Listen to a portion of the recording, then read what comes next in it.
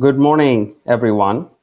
This is Pradeep Goel, and some of you are dialing in from Asia, so good evening to you, and some of you from Australia, so good night to you.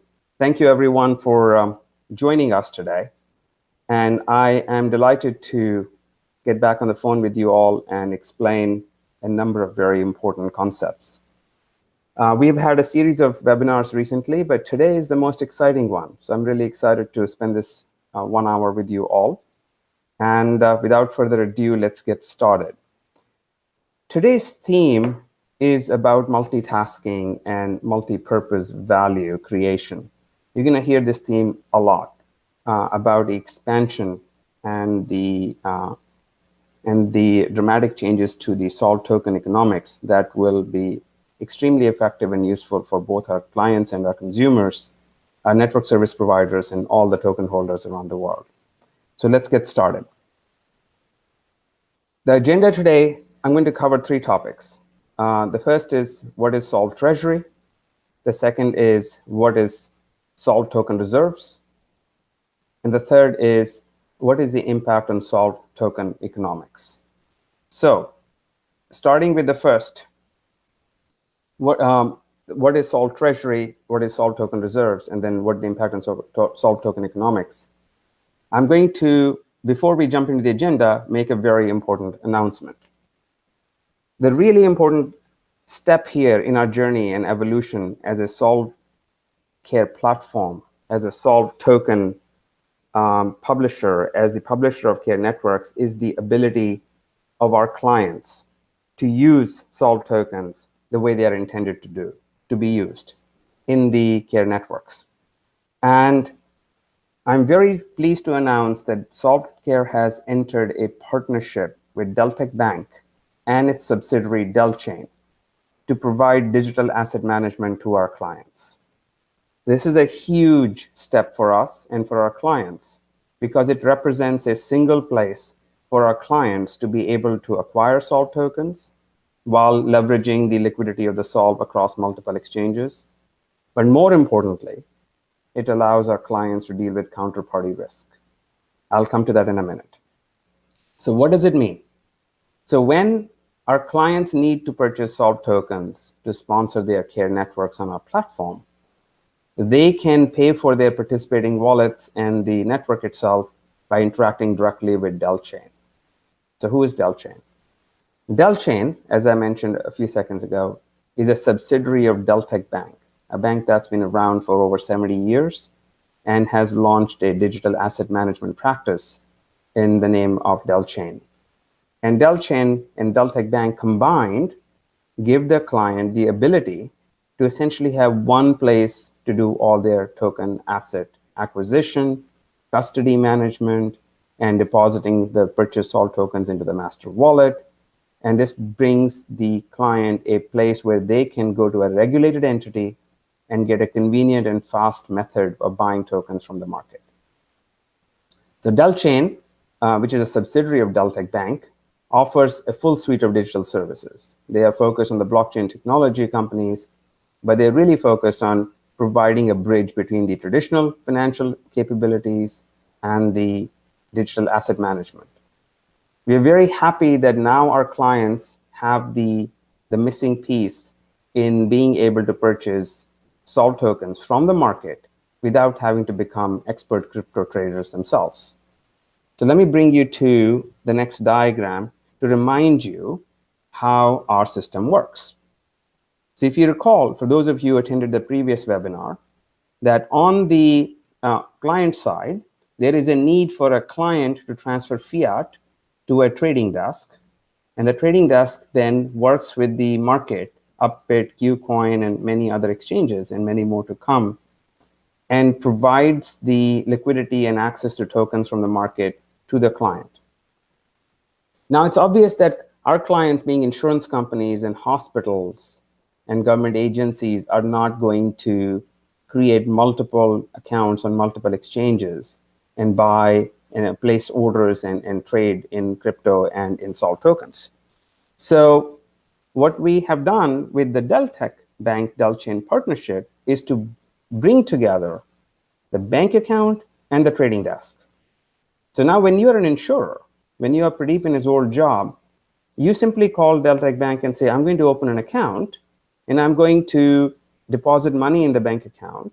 And then it's your job, the bank, to, through your subsidiary Delchain, buy the solve tokens I need you to buy and deposit them directly into my master wallet. And if I buy too many tokens, you can hold custody for them till I need them. So I have now a very familiar model as a client.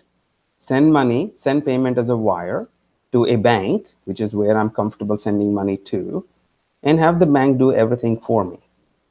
So you can understand the appeal of this simplification by having a one-stop shop for our clients to buy tokens using their fiat dollar payments, and to do so without having any counterparty risk, and to do so without becoming expert in crypto markets, to do so without having to resort to special compliance and audit review, because you are sending payment to a bank, and you're sending payment to a bank for the purpose of paying solve.care, except that the bank does a number of important steps, which is to convert my fiat payment to solve.care into tokens and deposit them into the right account, and holds custody for those tokens till I need them for depositing into the Care network.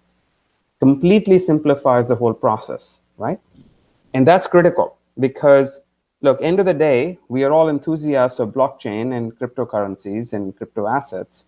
However, from an average business executive, not average, but a traditional business executive who is managing risk on all fronts, especially insurance companies, the only party you're willing to work with is a party that is similar to you, which is a bank or another insurance company or a highly reputable counterparty.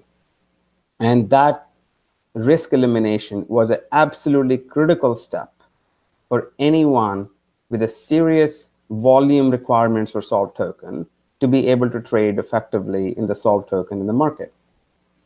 And now you can expect clients to proceed with their significant monthly purchases of solve tokens, and they don't need us or you or anybody else involved.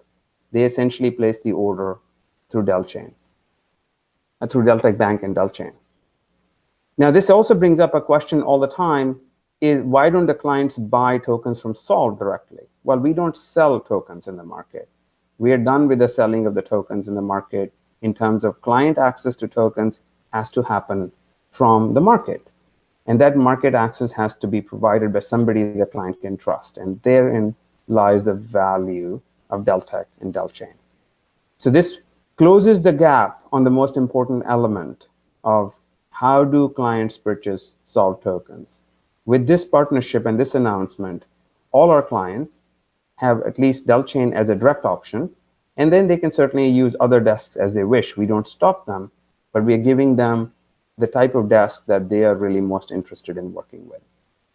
We will be promoting the Delchain solution to all our clients through a formal communication later this week, although most of them are already aware, and will be working, and our clients will be working directly with Deltec Bank and Delchain. We do not need to get involved other than to recommend to them that we have vetted and done our due diligence, and Delchain has done their due diligence on us, and that the integration between Delchain and Master Wallet is automatic, and so on and so forth. So you, Mr. Client, can proceed without fear, without concern in placing your payments through this route.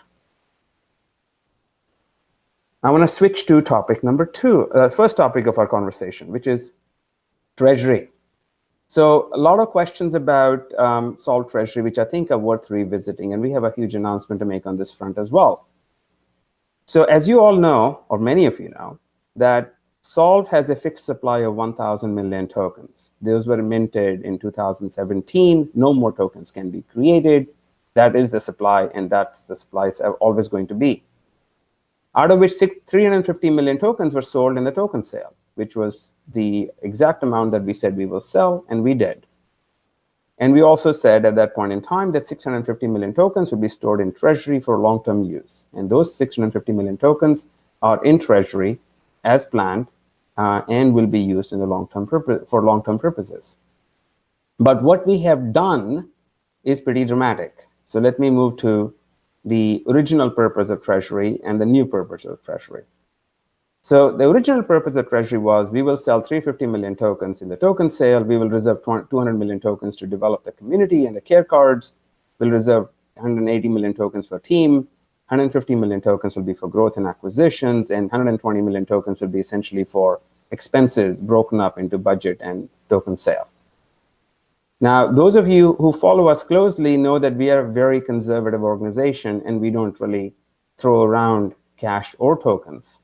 So while we did the 350 million tokens as promised and as we intended to do, the remaining tokens, all 650 million tokens, are still in Treasury. Not one of them has been used. Now, what we are going to do now is we are going to change the purpose of the Treasury and move it all from short-term use to long-term use. And we are going to restrict the use of Treasury far more than we had originally planned. So the 650 million tokens in the Treasury are not available for operating budget or for any kind of expenses. The only use of Treasury, starting today, for the entire Treasury is growth and acquisitions. We will not use a single Treasury token for anything other than driving growth acquisitions and a certain part of it for team. So what we are really saying here is that originally we had planned to use the Treasury for short-term objectives. All those short-term objectives will now be handled through revenue and cash. And that should give you some sense. Our revenue and our cash assets are growing because we are executing and our clients are buying our platform and paying for care networks and wallets and cards. We see no value in diluting the supply or increasing the supply of tokens just to support operational and short-term needs. So we took that entire block of tokens that would have been used for such matters had we not executed well, had we needed the cash to operate, and those tokens have been moved back into the long-term use, which means that the Treasury tokens will now take a lot longer to enter the market than originally planned when we launched the token sale. We will no longer be using these tokens on a short-term basis. And the primary purpose of the Treasury tokens now shifts to driving the wallet value, driving the wallet adoption, and increasing the number of network services available in the wallet so we can have truly wallet in the hands of every man, woman, and child who needs healthcare or needs care for their health conditions. And last but not the least, here is the big whopper, that all Treasury tokens, all 650 million tokens, are now subject to a 1-year holding period. And I'll explain what that means. But in a nutshell, it means is that if we were to release a Treasury token, from the day we release it, it has to go into a 1-year lockup period before it can hit the circulation. So not only have we moved the Treasury tokens out from short-term use to long-term use, we have also moved them from long-term use to a subject to 1-year holding period. Why are we doing that? Well, the simple reason is compliance. We have always maintained that solve.care is the most compliant company on the planet, or at least we are as good as anybody else and the best of the best. However, the regulatory environment continues to be somewhat ill-defined, and there is still an evolutionary world out there. So we have taken the position always that let's subject ourselves to the most rigorous standard that any regulator can look at and say, yep, you guys did it right. You did it far more right than you needed to do it. And you continue to do it right, even when you had the option to be more relaxed. So if we subject the Treasury tokens to the same 1-year holding period as every other token that we did so far, then it basically puts us outside of any risk zone, whether it's a real risk or only a perceived risk, and whether the regulators will ever see our token as a utility for what it is, or will decide it's a security for what it is not. We will still meet all the standards they can hold us to and say, okay, well, if we are indeed, in the eyes of a regulator, a security token, then so be it. Well, we complied with all the security laws anyway. So by treating the Treasury tokens as restricted securities and holding them for 1 year, we essentially avoid the potential scrutiny, and we really address the question, did we do it right? Well, we did it more than right. We did it extremely right, and that's our vision. And that's also good in the sense that all of you who have the 350 million tokens are sure that if Treasury tokens are going to enter the market, you will have at least a 1-year notice that additional tokens are coming to market. Imagine that. Knowing that additional tokens will hit the market 1 year from today gives everybody a lot of opportunity to think about how and when and how fast the token adoption and growth is, and how you want to retain your tokens, and so on and so forth. So we're essentially creating a 1-year notice period before Treasury tokens can enter circulation. Now I want to talk about the new purpose of Treasury again. So having put that 1-year limit in, the original purpose almost doesn't make sense, right? You can't use a Treasury token now to fund a budget. You have to use it for something very significant, like an acquisition of a company. Or you can use it for paying the team incentives. And it's important to note that while solve.care team is an incredibly amazing team that has accomplished consistent and amazing results, we have put a very long vesting cycle on them, which is all published and all publicly known. But now with this 1-year lockup on the Treasury, it actually extends the vesting period for the team by 1 further year. And we are doing that with consent of the team. We're not doing this arbitrarily, because we all believe in what we are doing, and waiting another year is hardly an important consideration when we are essentially working hard to change healthcare around the world. So the original purpose of Treasury gets replaced with a new purpose of Treasury. So the sale is done, and the team tokens are now locked up for an additional year, and the remaining tokens are all allocated to growth and acquisition. And I emphasize acquisition here because from a growth perspective, we're doing great. It's really when we want to go start buying up companies and assets that add value to our care networks that we intend to use the Treasury more. So let's move to now the third announcement. Let's finish up the Treasury token process. So the token Treasury usage, the way it works is we would have to get an approval from the Executive Council and the board. Once it's approved, we would then communicate to the market that we are going to issue a certain number of tokens, and as soon as that is possible, subject to NDAs and so on. And once the tokens are issued, then the 12-month lockup period begins. And only at the end of that 12-month lockup period can the Treasury tokens actually be treated as liquid tokens. So I've emphasized that in the previous slide. And let me get to my third announcement. So this is a really big deal, and we are very excited to explore, to get into the details of this. So solve.care is today announcing the launch of the Solve Token Reserve Wallet, the STR. And the objective of the STR is that every token that solve.care earns through the care networks, it's going to send 10% of those tokens automatically into the STR. And I'll explain how that process works and what that means. So what is STR? So Solve Token Reserve are basically liquid tokens that we are earning from clients, and they're very different than the Treasury tokens. So when our clients pay us, they pay us in Solve tokens. Those tokens are essentially our payment for the wallet, for the card, for the network, for hosting, for maintenance, for support, and so on and so forth. There are many reasons why the client has to pay us Solve tokens from their master wallet, and those tokens are sent to our service wallet. Now, those service wallet tokens in the normal course of action would eventually be sold through a trading desk back into the market. Except we are going to take 10% of those tokens and put them into the Solve Token Reserve automatically. And the goal is that we will continue to build up the STR till we have an STR big enough to represent 10% of all circulating token supply, which today is 35 million, given the circulating supply is 350 million tokens. So the objective here is that if the circulating supply grows, the STR will also grow, and we will hold 10% of the supply. Now, this makes sense only to the degree that we are earning these tokens. We're not going to buy tokens in the market and stick them in the STR. We're going to earn them, meaning our clients will buy these tokens, pay us, and then the payment, 90% goes back out, but 10% goes into the STR. And as more networks are launched, and the more clients are paying us these tokens, the more the STR will grow quickly. And why do we need it?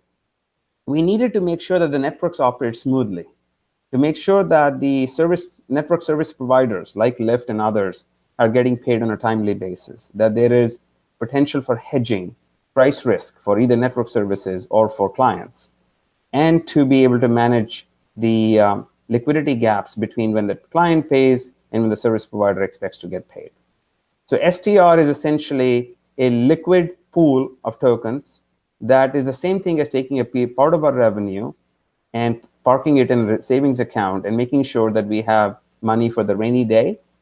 STR is tokens for the rainy day that we earned, that we stored, and that we are storing in full public view, so all of you can see the how many tokens are in the STR and how fast they are growing and so on. So we will publish the STR details around its location and ability to scan it, but our commitment is that as clients start buying tokens through Delchain, Deltec, and start depositing them into the master wallet, we will take our payments and split them 90-10 back into the circulating supply versus flowing into the STR.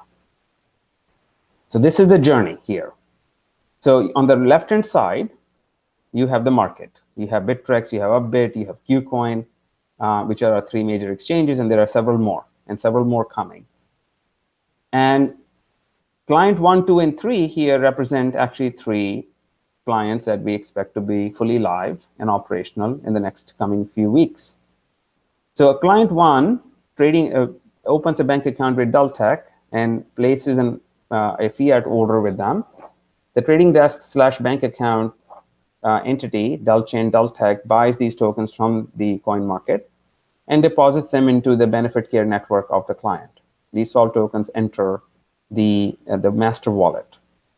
From the master wallet, these tokens are paid out to either solve.care service wallet for care network fees, care wallet fees, care card fees, care coin fees, network services fees, or it pays out those tokens to other service wallets like LYFT or online pharmacy or telemedicine wallets. These are called network service providers. Or it holds them in the master wallet for reserves that are required based on anticipated usage. Once a token hits the service wallet, in case of solve.care, 10% of those tokens will go into the STR on the right-hand side, and they'll automatically accumulate till we have reached our target of 10% of overall circulating supply. And the remaining are sold back through the solve.care trading desk, which is again Deltec, Delchain, out to the market, and we will have the ability to continue to fund the operations, right? Because we're not going to use the treasury to fund the operation. So basically, we are going to use the service wallet fees, tokens we have earned to run the company, and out of that, we'll take a piece of it and store it in the STR. So this picture tells you basically everything about how we plan to operate the business. Earn tokens by publishing more networks, more wallets, and more cards. Deposit 10% of those tokens in the STR, and take the remaining tokens and release them back in the market for fiat to fund operations. And for each cycle that happens, for each 100 tokens entering from the left, only about 99 tokens or less go out on the right. And that happens constantly. Every time a token circulates through the care network, whether it's network 1 or network N, by the time they go back out to the market, certain number of tokens have disappeared from supply because either they get held up in the client trading desk, or they get stored in the master wallet, or they get put away in the care wallets, or they get put away in other service wallets. And in case of solve.care, they definitely get put away in the STR. So what does it? The last thing that I want to cover here is the solve token economics. And I made this announcement at the last webinar that we have changed the solve token economics by essentially allowing Solve to serve both as a network utility token, which it always was, and now we also allow you to treat Solve as a network payment token. So now the client has 2 options.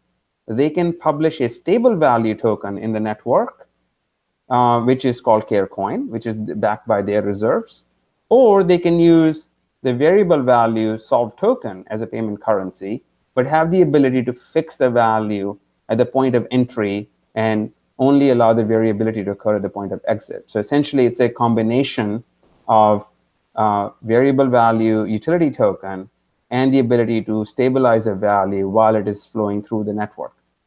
That's a unique and very powerful approach, because now our clients can really think about Solve as the bridge between various networks and as a bridge between client to provider payment and client to consumer payment, and the consumer to service payment or client to service payment. So in the past, the first two flows were done with Care.Coin. The second two flows were done by Care.Coin converting to Solve token. Now, all four flows can be done by Solve token. It's a massive increase in the utility of Solve token, in that it is not only a token that can be used to access the platform and the wallets, it is now also a currency that can be safely used inside the network, where the client can maintain a stable transactional value attributed to the token as long as the token is circulating inside a Care network, and still have its price flexibility. So we see more and more clients moving away from Care.Coin concept to using Solve token 100% for both utility and payments. But there is always the option of using Care.Coin for those clients who have a specific need to do so. And the example would be things like Delta Rewards Point or American Express Rewards Point, where you really want to maintain a totally intra-network coin, totally stable, totally dictated by the redemption rules of the client. There is definitely use cases for Care.Coin, no doubt. But for vast majority of use cases, Solve is a better option. So let me recap the 7 items that I've tried to bring together in a very, very short time frame, but I think it's worth going through them all, and then we'll go to questions and answers.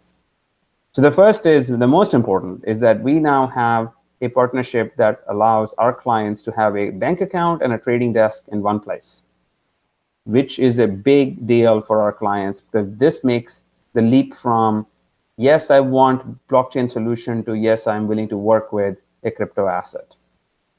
The second, we are now putting a 12-month lockup on the Treasury tokens, and we are restricting the use of Treasury tokens very much to long-term growth model as opposed to short-term operational funding. Third, these two models combined also marry up with Solve token being now a utility and a payment token, both. Fourth, we are announcing that the STR is being launched with a target of 10% of circulating supply, which today that target is 35 million tokens to enter the STR through earnings.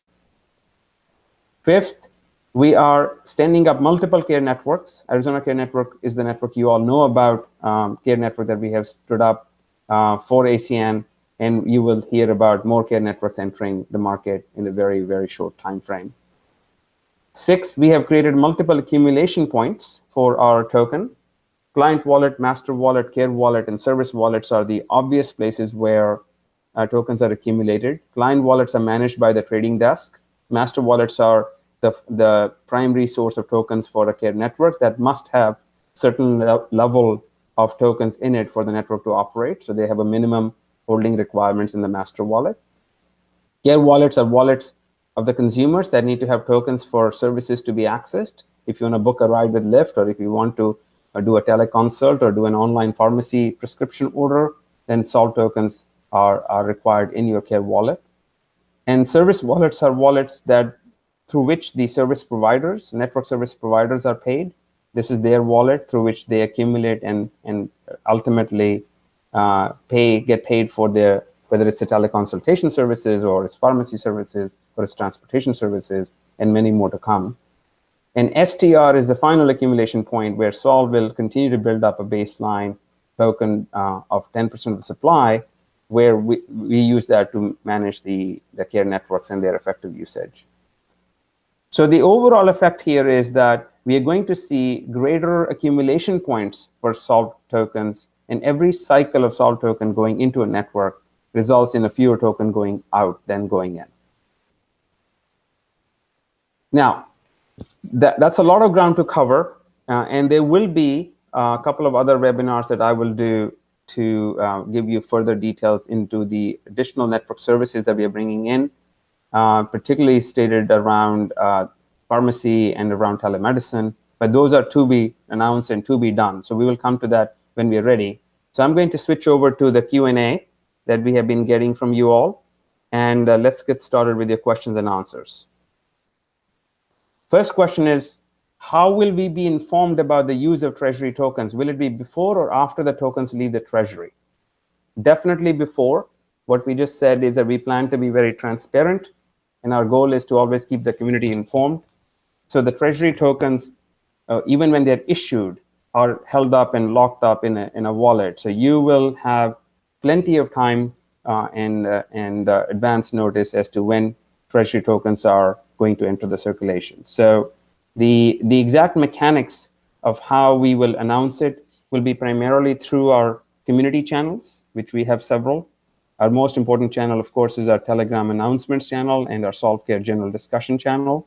But we also have Twitter, Facebook, LinkedIn, and depending on the nature of the announcement, once we announce it to the community, we also announce it in many other channels. But the point here is that we don't intend to deploy the Treasury tokens to use without having first gotten the approval of the Executive Council and the board, and then making it public that we are going to place these tokens into the 12-month lockup wallet. And then from there, those wallets will clock out at the end of 12 months, and one day those tokens will eventually enter the circulation. And they may not, because the receiver of those tokens may or may not liquidate them. That's their choice.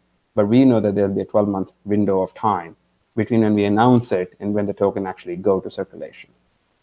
And many of you may remember, we did this even for our token sale unlock process. We published a very specific, every 2-week schedule of how many tokens will be unlocked based on when tokens were purchased. And that was the same 12-month lockup period we applied to everyone. No exceptions whatsoever. And the same rule applies here. No exceptions whatsoever.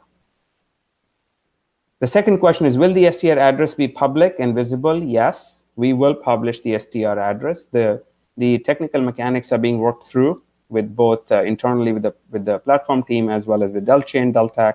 But the answer is, we want you to see how many tokens are accumulating in STR and at what velocity. That is a given. So the next question is, will there be no tokens released from community portion since all these tokens are now in Treasury for long term? How will you reward the community? So we can buy tokens like you can, right? So if solve.care needs to reward community or invest in a project or invest in a care card or pay a card developer, nothing stops us from turning around and buying our tokens in the market and then using those tokens to reward the community. We are primarily dealing with Solve. Our vision and mission is that Solve itself will deal with Solve tokens.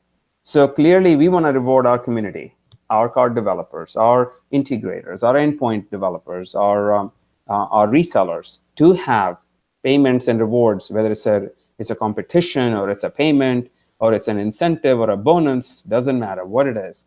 We obviously need to pay people for creating value. And for us to do that, we have two places. We can either go buy tokens in the market, or if we have excess tokens in the STR, we can use them, but we're not going to use Treasury tokens. So that's a big difference, right? We originally thought we will use a big chunk of the Treasury for these kind of activities.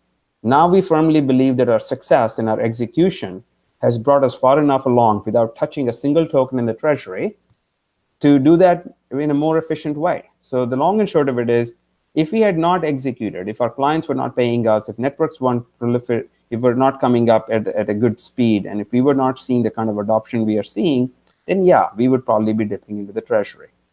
But we are not. We are going to use our operational strength to pay for what we need to get done.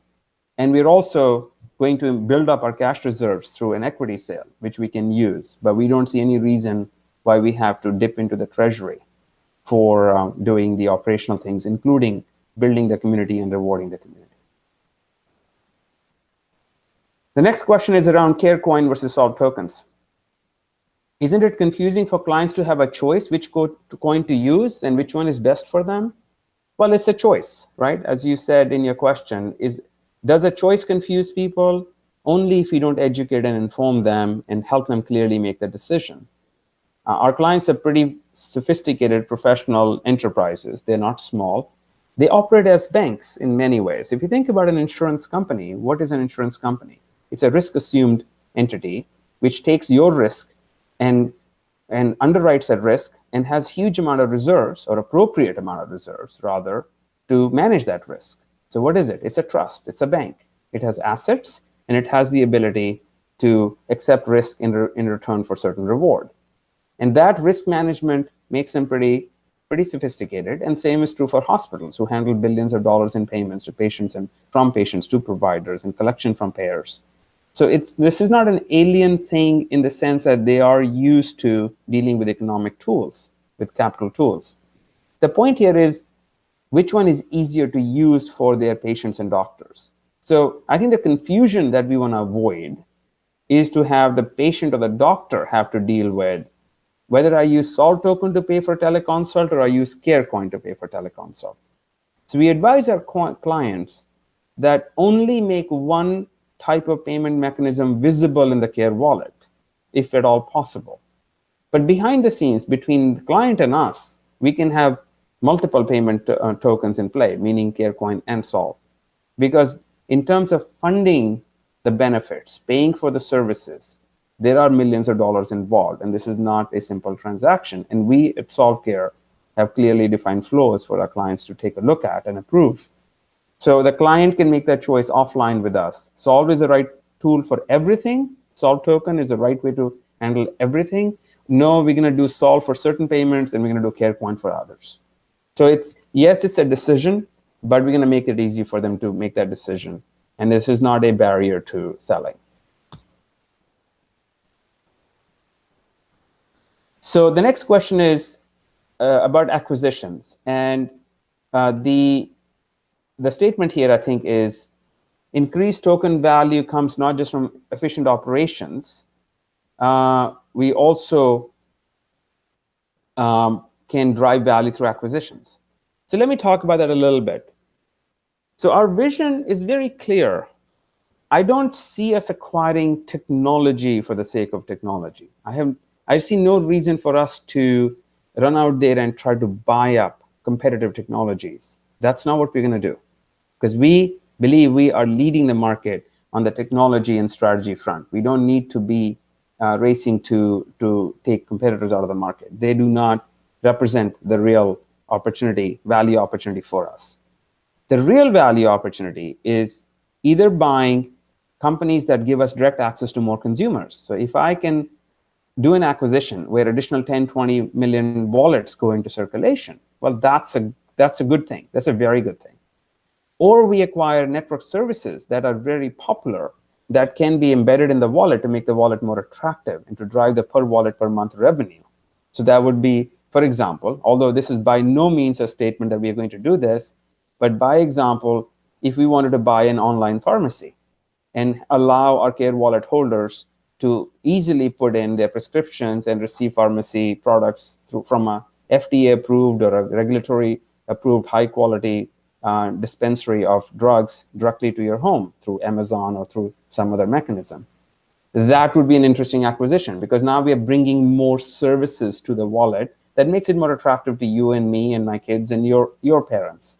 So that's another type of acquisition. A third type of acquisition that we would consider doing is where we get a new channel of distribution, where we have the ability to launch wallets through an existing channel that has similar but different offerings. So we can then bring all those offerings together. For example, a third-party benefit administrator that is already serving millions of employees.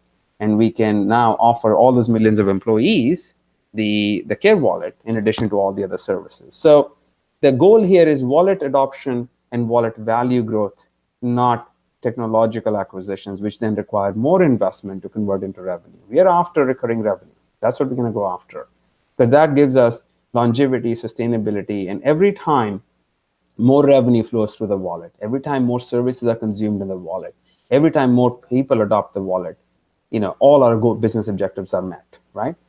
Every single thing always boils down to how many people are using the wallet, to what degree, and how much are they spending in the wallet to drive value for themselves, for their benefit sponsor, and for the token economics. So that was question number 6, actually, what kind of acquisitions we might do. Number 7, are you able to share what type of networks you expect to come online within, say, the next quarter? I can't give you specifics because we want to maintain and respect client need for confidentiality. So I won't answer in the context of next quarter, but I'll answer in the context of type of networks we are working on. So we have benefit networks, which are related to specific insurance benefits. So when you join an insurance company, you become part of their benefit network. And we are absolutely very much, that's sort of like a bread and butter. That is the core type of network where you as an insurance participant can get benefits from the wallet that you would have to normally either call for or email or text or fax or hope and pray. And it would be a very inefficient, cumbersome, and frustrating process. So benefit networks is at the heart of everything. But then we also have clinical networks coming up around specific diseases. So a network that might help you manage a certain disease that you or your loved ones have, which are really exciting. And then we have a third kind of networks, which are financial networks, which are designed around efficient payment between patient, doctor, or provider, payer, and so on. And then you can combine them. You can combine a clinical network, the disease network, with a financial network and a benefit network. And then it becomes incredibly powerful, a network of networks. And that's when the tipping point is reached. When you can give the wallet holder not just the ability to get benefits, but also to coordinate care and also to make and receive payments. That's the holy grail. That's the trinity that we are after. And are we working towards all of them? Yes. When they'll come out, we will let you know as soon as we are at a milestone where we can announce that the network is ready to go live. We will keep you informed, but as I promised you last time, we will not announce in advance what's happening. We'll announce when things are done. So you can be sure when we say something, it's done. It's not an aspirational statement. It's a statement of, doing, done. Not gonna do it, might do it, someday we'll think about it. We're not interested in those kind of announcements. We'll tell you when things are done. And there is a lot that is getting done that we will be announcing over the next few weeks. So this is just a warm-up.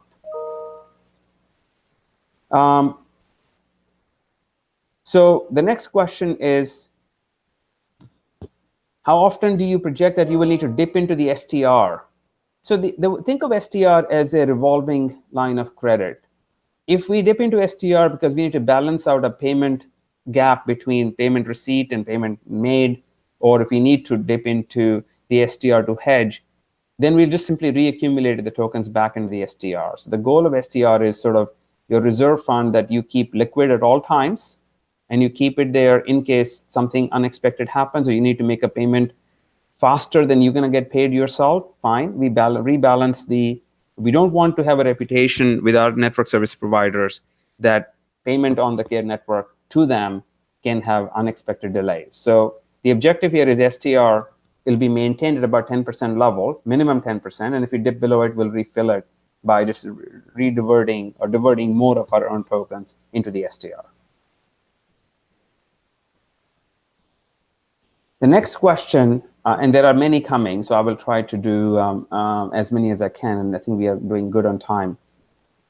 The question is, clients can lock in the price of Solve throughout the lifespan of the token in the Care network. That is correct. Service providers can redeem the same token at the same time at the speed of their choosing. So the question is, how do you maintain the price variability? This is a complex question, but I did address it in a previous webinar. I'll try to give you a little brief summary. Let me go back to a diagram here that I presented several weeks ago. And I want to explain to you how it works briefly. So when a client deposits a token into the master wallet, they have two redemption models available to them. So if I'm a client with Diabetes Care network or insurance network or employer network, I could have 3 different redemption models, but let's just go with the one that most logically makes sense. So when a client deposits a token to the master wallet, they can attribute at the point of deposit a value to the token, which is the deposit value, which is set upon the then price of the token. Once a token hits a master wallet, it can be locked in value. And from then on, as a token circulates inside the Care network, all the way till it hits the service wallet, the token has a retained value. when it hits the service wallet, it is now back in the liquid market. And this is shown that the fixed value versus variable value is shown in the blue line versus the white line. I know it's a little difficult to see, but this blue lines show that till the point the token is entered into the service wallet, you are essentially dealing with the assigned ascribed value of the token. It's only when the service wallet releases the token into the market that the token becomes variable again.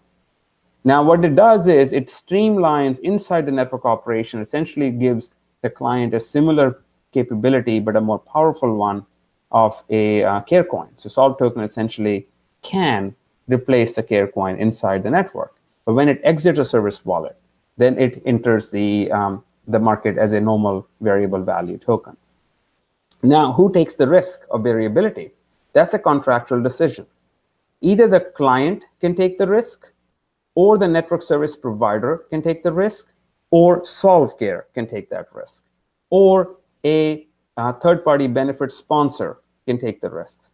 So in other words, depending upon the specific configuration of the Care network, there are at least three parties, the client, the service provider, or solve.care, that accept the risk of negative variability of the token price from the point it entered the wallet to the point it exited the wallet and exited the service wallet. So there's clearly going to be different models, and there already are different models in place. We will not release the risk assumption model, because that will lead to price manipulation and potentially to inappropriate market manipulation. But what we will do is essentially inform you, as we are doing so today, that depending on the Care network topology between the client, the service provider, or the network or the platform provider, solve.care, one or more of them will accept or share in the risk of the variability of the token. Why is that? Because ultimately that risk exists. You can't make that risk go away. You can't just wish it away and say, well, nobody accepts that risk. Somebody will always accept the risk of, I bought tokens at 10 cents. When I sell them, I only get 9 cents. That's obviously a risk of any variable value asset, be it a token or anything else. But the point here is that we allow for a very carefully thought through model of what and how much risk is appropriate for any or all of these parties to share. And that really becomes an interesting conversation, but it is worked really well in that we have been able to convince both organizations, small and large, and they see a very reasonable model of risk allocation, which again then speaks to the heart of how insurance companies do business. They are risk managers, and they understand one thing better than anybody else, and that's how to manage risk. The next question is, solve.care can now be used for network service payments. Does that mean a wallet holder can order his medications? And if so, that could be hundreds of millions of revenue payable in Solve, even without LYFT. Well, that's a very good statement in the sense that as we add network services, transportation, pharmacy, telemedicine, and others, that is exactly what we are driving towards. We're driving towards you, the wallet holder, being able to pay for your care or the care of your loved ones through your wallet, and to be able to do so without having to think about which token to use. And whether you're using Solve or Care.Coin, you're really using Solve in the end. And that's what we're simplifying. The next question that we have is, will Delchain also assist? And I'm not sure if I fully understand the question. So I'm going to skip this question. Maybe it can be rephrased because I couldn't really quite understand it. There are some terms that are being used in this that I don't understand. So please rephrase. Can you give us an example of risk management using the STR? So the most simple example is the price, the timing between when the services are rendered, when the service wallet expects to get paid, and when the client has replenished their master wallet, or when we have the, and who's assuming the risk of the price volatility. So the STR's objective is to make sure that inside a Care network, there is constant and smooth operation, and that when the services are rendered into the network, that the service wallets are paid on a timely basis. And if the risk is being assumed by either the client or solve.care, not the service wallet holder, then STR would hedge that risk, either in terms of hedging fees or in terms of supplemental tokens if needed to replenish the gaps in token variability. Will you share on the website details on which token each Care network has opted for? That's a great suggestion. I think it will be subject to our clients' willingness to disclose information about their network. Keep in mind one thing, that our clients see these Care networks not just as operational or functional tools, but as strategic differentiators.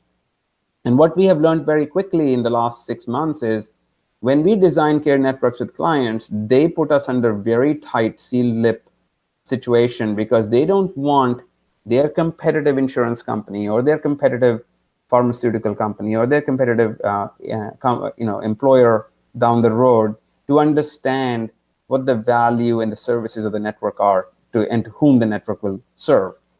So this is very strategic to them. They see this as a significant differentiator tool. And I will tell you anecdotally, we've already been asked multiple times, if I stand up a network on solve.care platform, can you give me a 6-month or a 12-month exclusive that nobody else in my geography or directly competitive to me will be able to launch a similar network, at least for a period of time? Now, we try to avoid that because that's not our business model. We don't want to restrict client B from launching a great Care network just because client A launched a similar network.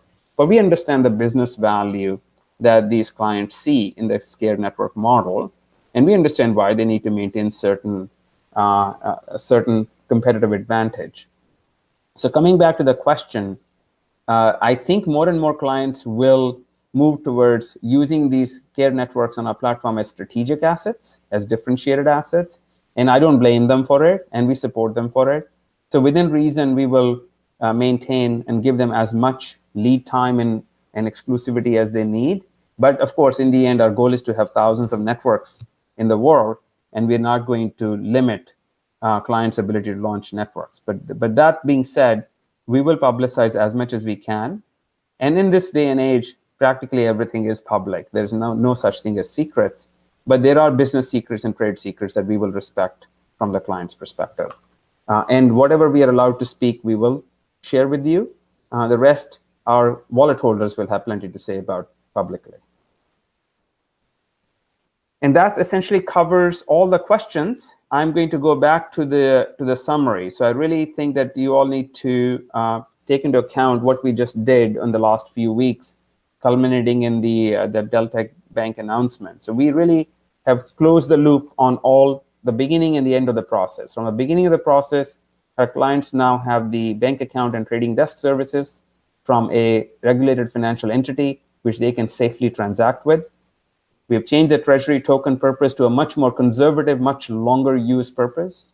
We have expanded the use of solve token to utility and payment, and that is really drawing a lot of interest from our clients, and this is the model of the future, including the next release of the platform. The solve token reserves are now published and established as a goal for 10% of the circulating supply going to STR. Multiple Care networks are on their way. Multiple accumulation points have now been created and tested: client wallet, master wallet, Care wallet, service wallet, and the STR. And we are going to deprecate the token supply every time a token cycles through a Care network. Guaranteed fewer tokens will come out than went in, just because STR has to be built up. And once we have gotten past that point, we will then look at whether we want to expand the STR or not. But overall, we think this is a dramatic step forward for the solve token. It's a dramatic step forward for the solve platform. And this is something that our clients are really excited about, and I think the community should be too. If you have any further questions, please get back to us. As always, we are very open to your feedback. I'm very proud of the team. I'm very proud of you all for your incredible support and feedback. We get better by learning, and we learn from listening. So thank you very much, everyone. Have a great day. And I look forward to a session in the near future to cover some very important updates, but more on that later. Thanks very much.